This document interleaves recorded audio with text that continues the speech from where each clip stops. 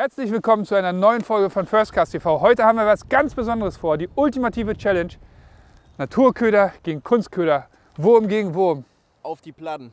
Auf die Maisscholle, auf die berühmte. Genau. Noch nie gemacht, ich bin richtig aufgeregt. Ich auch noch nicht. Womit fangt ihr an? Also ich werde erstmal mit dem Wattwurm starten. Ich angel hier an dem Strand öfter mal mit Wattwurm, aber halt in der Brandung auf Plattfisch. Mann, vertraue ich rein, aber ich bin gespannt. Ja, ich halte die Fahne der Kunstköderangler hoch. Ich mache Kunstköder. Mal gucken, ob da was geht. Mini-Heilbutt. Angriff. Angriff. Und hier drin hast du auch schon welche gefangen? Hier habe ich die schon mit dem Kescher gefangen, hier vorne, als aber ich klein war. Große? Ja, waren schon groß, also das ist auch schon 20 Jahre her. 30? Ja. Kommen die auch so ins Flache, richtig wie die Mefos, oder sind die eher weiter draußen? Oh! Ja, hier wird es tief kurz von den Start. Plötzlich war ein Loch. So, Träumchen hier, guck dir das mal an. Also wenn hier keine Platte ist, dann weiß ich auch nicht mehr. So, ich werde ja heute mal ein bisschen mit dem Naturköder probieren. Von daher haben wir uns ganz low gepokert und nur 60 Wattwürmer geholt. Nein, die hatten wir eigentlich als Backup für das Meerforellenvideo, was ihr letzte Woche gesehen habt. Falls wir nämlich keine Meerforelle oder auch nicht gefangen hätten, hätten wir auch in der Brandung mit den Würmern geangelt. Aber wir wollen jetzt natürlich nicht unbenutzt lassen und versuchen die jetzt für dieses Video zu verwenden. Die müssen auch frisch sein. Also ich muss sagen, das ist auch, finde ich, der unappetitlichste Naturköder, den man fischen kann. Aber unfassbar effektiv hier an der Ostsee. Die strömen so viele Aromen unter Wasser aus. Man kann jetzt den Wattwurm mit der Wattwurmnadel aufmontieren. Ja, mache ich jetzt nicht, ich mache das jetzt erstmal so. Dabei ist einfach nur wichtig, dass man, wie man sieht, der Wattwurm hier hat ein vorderes und ja, ein hinteres Ende hier. Und dass man hier oben in dieses Maul, sage ich jetzt mal, reinpiekt und den quasi so einmal mittig bis komplett durch aufzieht. Und den dann immer hier den Haken hochschiebt, bis auf die Schnur quasi. Und dann kann man den hier ausstechen, sieht man schon. Besonders wichtig beim Plattfisch natürlich, dass die Hakenspitze immer rausguckt. Also finde ich, mit dem Offset, so wie das denn jetzt Fisch funktioniert, aber Sicherheit auch. Fisch jetzt hier, wie man sieht, mit dem T-Rig, Texas Rig. Hier ein kleines Bulletblei, Tungsten 14 Gramm. Ich glaube, bei dem Naturköder hier sollten wir nicht allzu lange auf den ersten Biss warten. Ich kloppe die jetzt mal raus. Auf jeden Fall Bock. Zack, Angriff.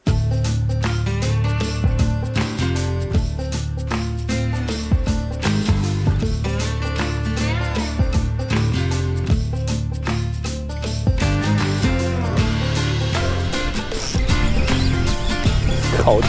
Das sieht doch schon fast aus wie ein Plattfisch. Guck mal, so. Die erste Platte habe ich gefangen. Ihr merkt schon, ich kraxel die ganze Zeit rum, weil wir haben ein großes Problem. Man sammelt hier nur Kraut ein, so fängt man natürlich nichts. Mal gucken, ob wir hier bleiben können oder ob wir den Spot wechseln müssen. Wird sich zeigen. Ja, hier bei dem Spot ist es auf jeden Fall besser, dass man keine Hänger bekommt. Aber ich sagen, es fehlt ein bisschen das Selbstbewusstsein, weil für mich ist es das allererste Mal, dass ich auf Platte angle, vor allem so aktiv. Man weiß nicht, ey, angelt man zu schnell, angelt man zu langsam, angelt man am richtigen Spot und so weiter und so fort. Angelt man den richtigen Köder. Und wenn du dann zusätzlich noch einen Tag hast, wo es nicht so besonders gut beißt, wissen wir ja nicht, ob es heute so ist, aber wenn du so einen Tag hast, dann kriegst du natürlich keine Rückmeldung, ob du was richtig machst oder nicht. Und das ist dann schon immer schwierig bei so Sachen, die man neu macht. Ja, Mann! Klar! Hihihi. Abgeplattet! Nice! Geil! Bam, da ist sie! Oh, richtig schöner Plattfisch. Und das ist eine Klische, wenn ich mich recht irre. Aber wir schauen gleich nochmal. Aber schmeckt auch. Hammer. Und wir haben den Naturköder aktiv für uns arbeiten lassen, sag ich mal. Ne? Ja, genau. Aber ist doch geil, dass das funktioniert. Schön abgeplattet. Wenn wir da jetzt noch so 10 Stück von haben, dann haben wir schon ein schönes Abendbrot zusammen. Die erste Platte ist plattgelegt. Wir mussten unsere Strategie ein bisschen ändern, weil doch sehr viel Kraut auf dem Grund ist und es eigentlich fast überhaupt nicht funktioniert, den Köder langsam über den Grund zu schleifen. Deswegen haben wir den Köder jetzt einfach liegen lassen und nur minimal bewegt. Und das hat jetzt geklappt. Wir nutzen eben den Vorteil, den Naturköder hat, ne? Der Duft unter Wasser. Den brauchst du gar nicht riesig animieren, der arbeitet für sich. Haben den jetzt einfach rausgeknallt, abgelegt und ja, den bist du noch nicht mal richtig gesehen. Ne? Das ist ja das Krasse bei den Plattfischen. Die nehmen den und legen sich einfach auf den Grund mit dem Haken. Aber geil, 1-0 für die Naturköder.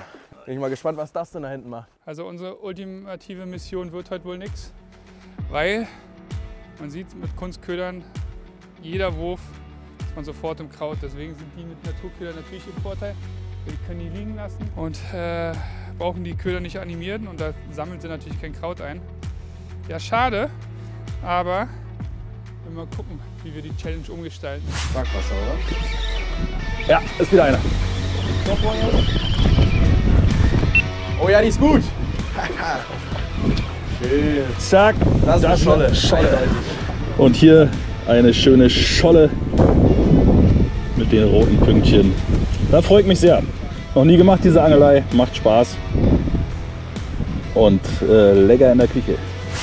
Man muss schon ehrlich sagen, schon deutlich schwieriger heute mit Kunstköder. Das ist wirklich den Bedingungen geschuldet. Also ja, mit dem Kraut hat der Naturköder hier natürlich absoluten Vorteil. Wir können einfach rausballern und in absolut Slow Motion, also wirklich 1 Meter pro Minute über den Grund schleifen auf Plattfisch. Und ja, ist schon ein kleiner Vorteil da mit dem Duft und so. Da muss man nicht so ein bisschen Strecke machen, sondern kann es halt extrem passiv machen. Wir werden jetzt noch 1, 2 Stunden hier auf der Mole bleiben.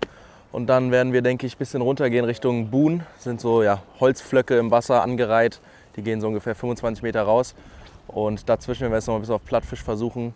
Ich denke mal jetzt aber in den nächsten 1, 2 Stunden, wo wir hier jetzt noch bleiben, werden wir hoffentlich noch 2, 3 Platten kriegen. Weil Fisch ist ja da, haben wir gesehen. Nachher machen wir dann einen kleinen Switch.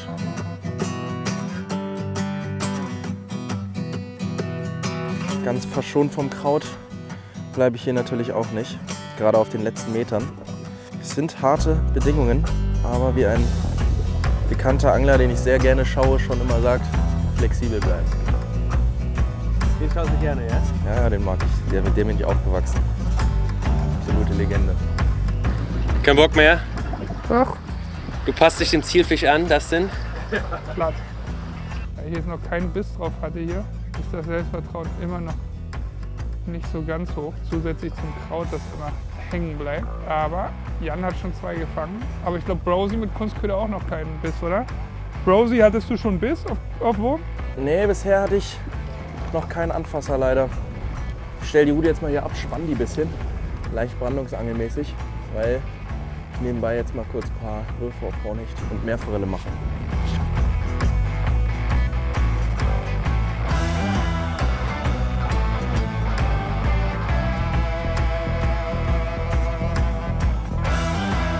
Ich hab Biss. Oh, hast du gesehen? Richtig bam. Geil. Ja, läuft doch. Hast Naturköder oder Gummi? Gummi. Das war ein richtig schöner Biss wieder. So, der erste richtige Biss für mich heute. Ich muss sagen, ich sehe keine Bissspuren, aber ich habe auch keine Ahnung, ob die Biester überhaupt Bissspuren machen. Aber es war auf jeden Fall der erste richtige Biss. Das hat richtig so pupp. Ich frage mich, ob der Köder einfach zu groß ist und ich weiß halt auch nicht, ob bei einer Platte Offset funktioniert. Weil die beißen ja so, oder? Und nicht so. Und wenn die so beißen, drücken sie natürlich nicht runter. Aber warte mal, die beißen noch seitlich, oder? So beißen die auch zusammen. Dann kann das ja nicht funktionieren. Weil so geht der ja nur runter, wenn du von oben beißt. Vielleicht erzähle ich auch Mist, aber es klappt. Es klappt. Ich werde heute noch meine fangen. Vielleicht muss ich die Haken-Dings noch ein bisschen optimieren. Weil mit dem Offset-Haken könnt ihr mal in die Kommentare schreiben, ob ihr da Erfahrung habt. Ob man eine Platte auch mit Offset hakt. So, ich kenne jemanden, der das schon öfter gemacht hat. Dr. Barsch, Johannes Diete. Rufen wir jetzt an kurz. Das denn? Johannes! Na? Du bist live auf Kamera. Ich bin. Hallöchen. Hallöchen. Ich dachte, wir wollen einen Cocktail trinken gehen. Das Cocktail trinke ich immer gern mit dir. Ja. Ich bin an der Ostsee und ich brauche deinen Rat. Oha. Du bist ausgewiesener Plattenexperte, das weiß ich. Ja, witzig, habe ich gerade gebucht. Ja. Siehst du? Und ich angel gerade mit so kleinen Gummiwürmern, mit einem Texas Rig und Offset. Und ich frage mich, ob Offset überhaupt funktioniert bei Platten, weil die beißen ja seitlich und nicht von oben nach unten. Oh, das funktioniert sehr gut. Ja? Also wenn die richtig in Fahrt sind, inhalieren die diese Würmer fast zum Kiemen wieder raus. Also das gibt richtige Barschbässe oder Zanderbässe, das gibt richtige Tox. Also insofern glaube ich fast, dass die die inhalieren den auch voll. Ja? Und Offset mit dem Wormhook, ne? Ja. Nee, der darf halt nicht so krass ausfallen, keinen so einen weiten Bogen haben, damit die den in ihr kleines Maul reinziehen können. Ja, ich habe einen kleinen, wirklich kleinen Offset mit nicht so einem großen Bogen, aber ich hatte jetzt auf jeden Fall 2 Fehlbisse. Immerhin. Okay, Maschine. Ey, dann Alles, hau rein. Ich schicke dir nochmal ein Bild. Wir sehen uns. Ciao, alles ciao. klar. Bis dann. Ciao. Tschö. Tschüss. Schicken wir nochmal den Flunder-Experten ein Bild. Mal sehen, ob er das approved.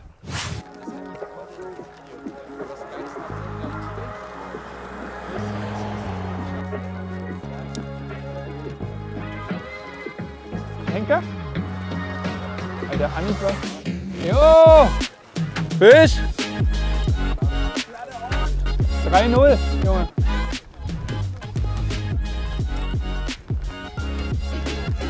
Woran erkennst du das? Na, aber sind die Flunder da, haben ja? teilweise auch rote Punkte, das musst du anders erkennen. Ich zeig dir mal einen Trick.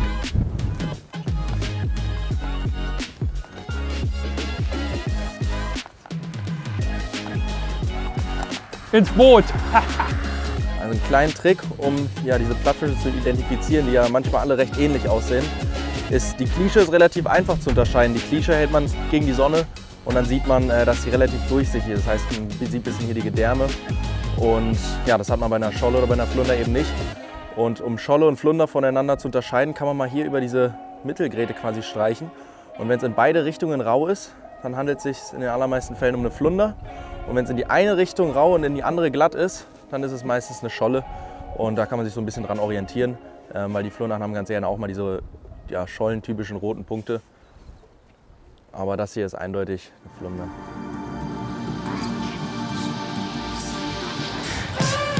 Echt? Ja, mal gucken. Hängt auf jeden Fall. Ah, der ist richtig. Die Rute ist hier fast selbstständig gemacht. Nee, das ist eine Platte. So, erster Plattfisch jetzt für mich. Mal gespannt, was da hochkommt. Aber der Biss war wirklich krass. Also, das ist auch schon eine ordentliche. Sehr geil. Oh, yes! Erste Platte für mich. Alter, das ist auch die größte, würde ich sagen. Mega, mega cool. Allererster Plattfisch jetzt hier heute für mich. Ein paar Bisse hatte ich ja schon, aber das war jetzt wirklich, also direkt nach Jans Fisch, habe ich nur gesehen, meine Rute, dass sie sich fast selbstständig gemacht hat hier auf dem Stein. Direkt hin. Mega. Richtig cool, ey. Ich bin super happy. Und da ist auch ordentlich was dran. Also, ich schätze, die wird so, ja, was hat die? 32? Schon gar nicht so schlecht für hier. Echt cool.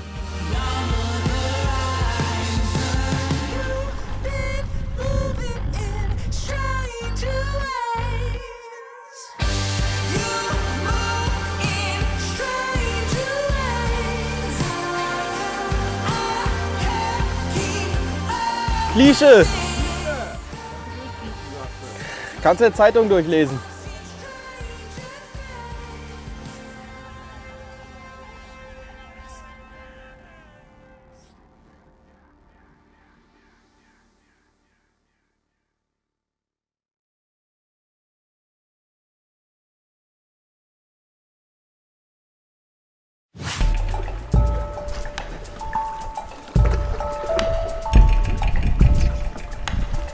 Nächsten Biss gehabt. Gucken, was er auf dem Köder sieht, aber vorhin hatte ich auch nicht auf dem Köder gesehen. Nee.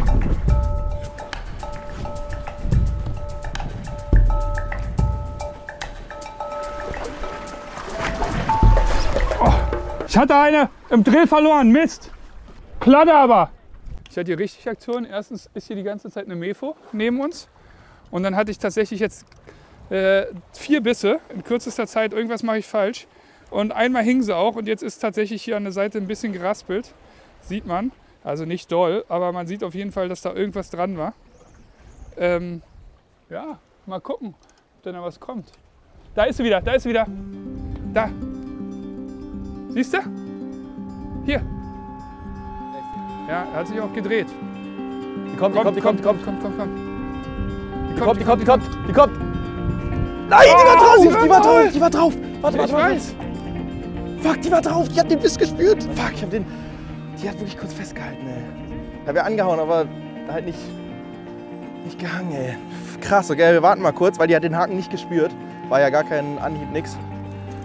Die dürfte gleich wiederkommen. Alter, das ist ein sehr geil gespottet, Mann. Wie beim Fliegenfischen hier im Fluss. Ja, das war Spotten geil. und anwerfen. Oh, jetzt ist mir gerade kurz die Pumpe gegangen, bin ich ehrlich. kurz Puls, wo ich gesehen habe, dass sie hinterher ist hier direkt auf Sicht. Crazy. Ich habe Plattfisch drauf gehabt und dann habe ich die Mefo gesehen, habe aber keine Mefo-Route dabei gehabt. Ich gehe, der Mad Max hat die natürlich direkt rasiert. Schade, ey. Aber die kommt bestimmt noch mal wieder. Die ist die ganze Zeit hier rumpatrouilliert. Also bestimmt schon seit 10 Minuten sehe ich die, bis Broseph seinen Arsch hierher bekommen hat. Aber er hat sie tatsächlich drauf gehabt. Ich würde die jetzt erstmal in Ruhe lassen, bis du siehst wieder. Aber ich hole mir jetzt hier eine Platte. Ich hatte eine drauf. Ich weiß, jetzt habe ich das Selbstbewusstsein getankt, das ich vorhin nicht hatte. Es funktioniert. Also ab dafür. Der Spot scheint hier irgendwie ein bisschen mehr, weiß ich nicht warum, aber ein bisschen mehr Aktion zu machen. Ich glaube, der geht ein bisschen tiefer ab hier. Da ist sie wieder, da ist sie wieder. Siehst du? Jetzt dreht sie sich, sie sieht, sie kommt. Jo. Ja! Nein. Scheiße! Boah, die war groß. Warte. Holy shit. Warte, fuck. Boah, die war richtig groß. Bleibt die nicht hängen, ich glaub's nicht. Zu kurz, der Wurf, zu kurz. Boah, Digga, das ist geil. Geile Action. Krass, ey. Aber die ist echt nicht schlecht von der Größe.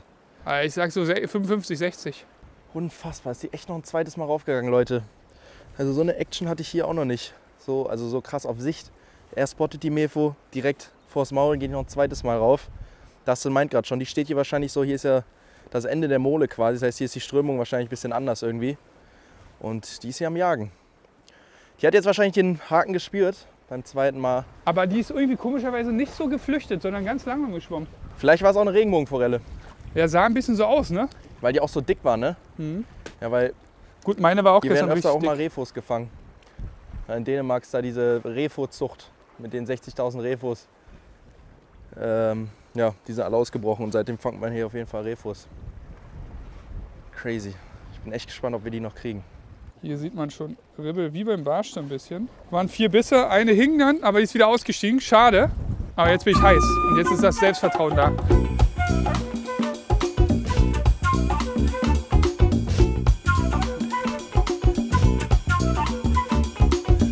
Ich glaube, man hätte warten müssen, weil der eine hat gebissen und dann nochmal und ich habe, glaube ich, hau immer zu früh an. Ey. Weil beim Wattwurm wartest du ja auch. Oder meinst du, er haut sich direkt hinter die Kiemen? Das Ding. Nee, musste warten. Ich habe keinen Biss gespürt, aber es war ein Fisch drauf. Hast du nicht mehr.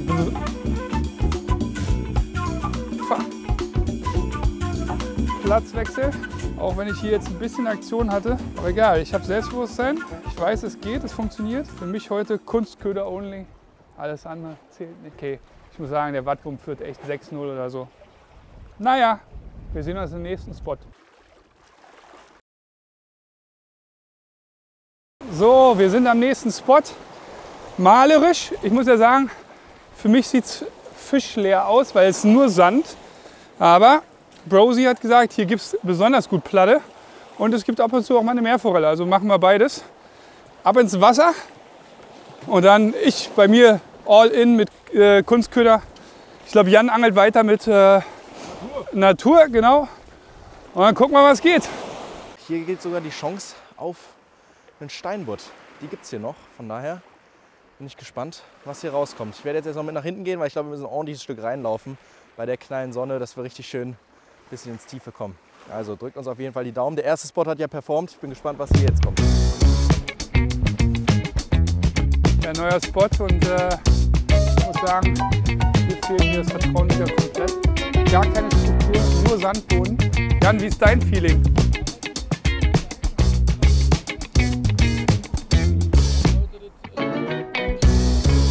Weil hier weniger Nahrung ist vielleicht?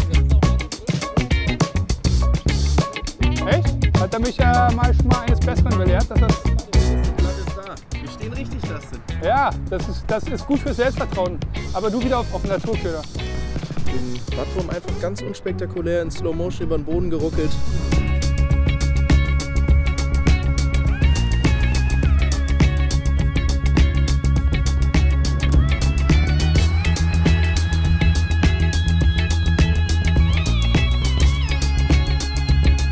Auf jeden Fall schon mal super fürs Selbstbewusstsein. Also es funktioniert, die Platten sind hier, super geil. Ich mit meinen Kunstködern ist so halb optimal, glaube ich. Aber egal, ich ziehe durch heute und wenn ich Schneider nach Hause gehe, ich will mit dem Kunstköder so ein Teil fangen. Zieh mal durch, ich finde, das sieht geil aus. Die Farbe auch? Ja. Wenn du das sagst. Was sagst du immer? Dein Wort? In Jottes Hörjagd. Tolle Neuigkeiten, unsere Wattwürmer sind alle. Die sind alle weg. Und alternativ, man muss sich ja nur zu helfen wissen, habe ich jetzt einfach mal die eine Platte, die wir haben, habe ich mal ein paar Scheibchen rausgeschnitten aus dem Bauchstück, was wir eh nicht brauchen zum Essen. Und werde das mal aufziehen und mal gucken, ob die Flundern und Schollen, ob die so ein bisschen kannibalistische Energien haben. Ein Stück von ihren Kumpels essen wollen. Mal schauen. Fisch, weg! Auf Fischfetzen? Ja. Oh. Boah, da war der nächste Fisch, Leute. Aber auf seinen Kollegen. Ich habe nämlich auch so einen Schollenfetzen dran. Ja, weil Jan hat ja schon berichtet, die Wattwürmer sind leer. Aber es funktioniert. Bitter, ey, der Biss war gut. So, hier unten hängt er. Ich hatte den Biss hier oben komplett auf die Schnur raufgezogen. Und jetzt hängt er nur noch hier unten. Wir nehmen jetzt hier auch noch mal einen kleinen Streifen. Und ja, wenn die Wattwürmer leer sind, muss man natürlich ein bisschen kreativ werden, um dem Team Naturköder hier getreu zu bleiben. Das müsste passen. Vielleicht ein bisschen kurz, nächstes Mal wieder ein bisschen länger, aber sollte funktionieren. So, jetzt gehe ich hier nochmal rauf, weil auf meinen Wurm habe ich hier echt gar nicht einen Biss gehabt. Jan hatte zwar jetzt einen Biss, aber bei mir geht gar nichts. Aber ich habe an der Oberfläche irgendwelche Fische rumsehen und vielleicht sind die Mefos hier heute aktiv, weil ihr könnt euch erinnern, eben hatten wir gerade eine richtig geile Aktion, wo wir die Mefo gesehen haben und die tatsächlich raufgeschossen ist. Ich konnte jetzt nicht sehen, ob es Hornhecht oder Mefos waren, aber ja, mal gucken. Ich werde es auf jeden Fall nochmal mit dem Mad Max kurz probieren und wenn was geht, wie immer melde ich mich natürlich.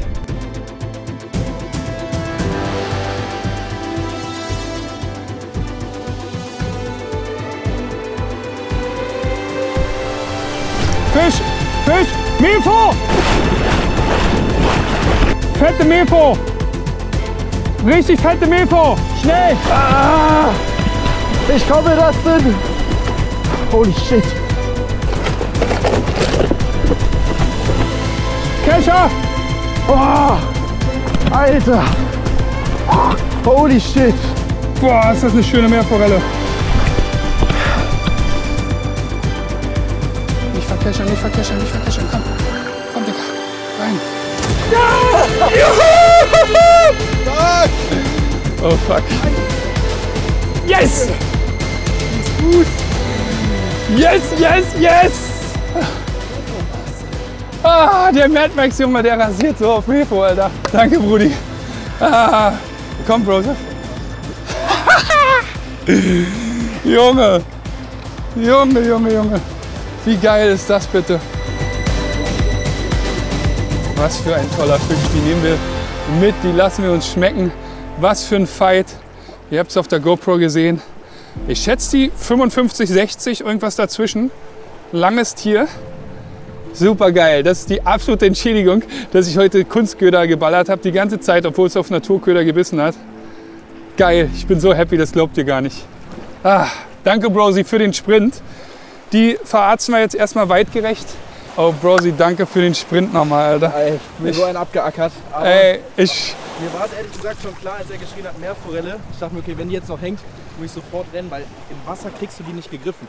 Und dann hast du mit dem Wobbler geangelt, da fährst du eher einen Drilling, ja. Und dann kannst du die so landen, aber Ja. nee, da musste man für rennen. Aber einfach so geil. Unglaublich. Erst meine Mefo-Action heute Morgen, Ja. jetzt der Fisch. Hammer. Auf jeden Fall, mega geil. Was machst du denn hier jetzt? Das denn? Ich halte die frisch hier drin. Also ob das hier mit den Fischen so gemacht wird, weiß ich nicht. Aber als ich in Mexiko geangelt habe, haben die das so gemacht und haben den ganzen Tag super gehalten und hat super geschmeckt. Und ich habe es schon so oft jetzt gesagt, aber der Mad Max und Meerforelle scheint gut zu funktionieren. Unerwartet, dafür haben wir den tatsächlich nicht gemacht. Aber Jan hat es mir immer gesagt, ey, der Mad Max, der funktioniert so gut auf Meerforelle. Ich so mal, ja, ist klar. Ich habe, glaube ich, 90% der Meerforellen, die ich in meinem Leben gefangen habe, habe ich auf Mad Max gefangen. Hab vorher mit dir ja nur eine gefangen. Ach nee, 2, stimmt nicht. Ja, sagen wir 70%.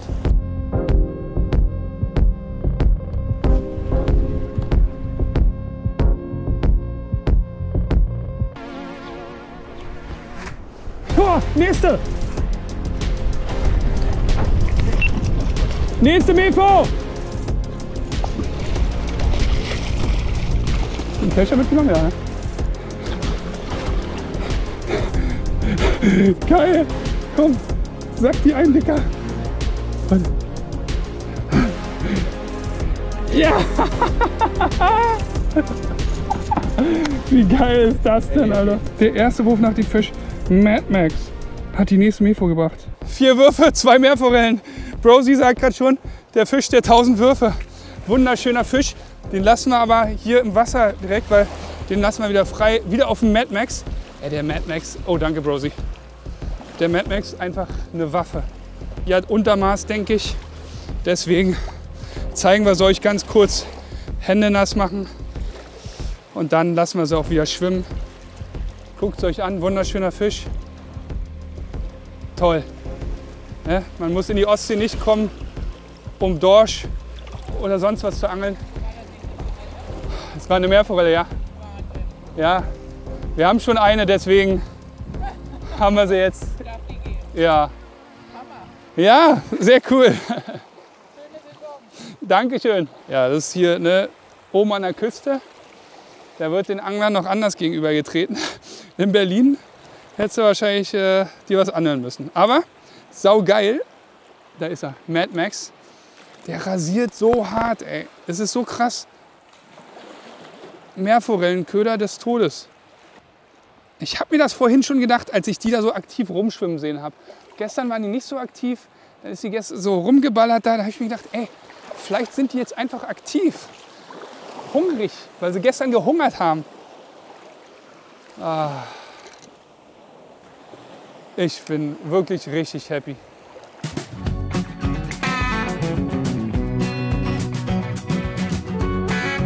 So, das war's. War ein geiler Tag. Oh, vielleicht noch mal ganz kurz zum Tackle. Oh, ich bin ja jetzt ein alter Mefo-Experte. Ich habe hier mal diesmal eine längere Nace One gefischt, und zwar die 2,65, 10 bis 40 Gramm. Damit kriegt man den hier, den großen Mad Max, echt gut rausgefeuert. Deswegen kann man damit auch vom Ufer ganz gut angeln. Bei richtigem Gegenwind geht es natürlich nicht, aber ich würde sagen, für mich ist das eine geile Kombo fürs Meerforellenangeln. Hat auf jeden Fall gut geklappt. Also, wir sehen uns nächsten Sonntag. Jan ist noch da hinten. Brosi, vielen Dank, dass du uns hier zu deinem Heimatgewässer mitgenommen hast. War mir eine Freude, euch mal ein bisschen zu zeigen, wo ich hier ganz gerne angel. Und ja, ich würde sagen, wir hatten ein paar richtig geile Tage. Ja. Und mit den 2 Meerforellen hier am Ende können wir die auch mit gutem Gewissen jetzt beenden. So sieht's aus. Genau, und ihr guckt mal vorbei bei Brosi. Dein YouTube-Kanal findet ihr in der Videobeschreibung. Aber wie heißt du bei YouTube? Brosef, genau. Brosef bei YouTube, mal auch Angelvideos. Versuche ein bisschen Ostsee-Content reinzumischen. Aufstrebender YouTube-Star. Nee, macht echt coolen Content.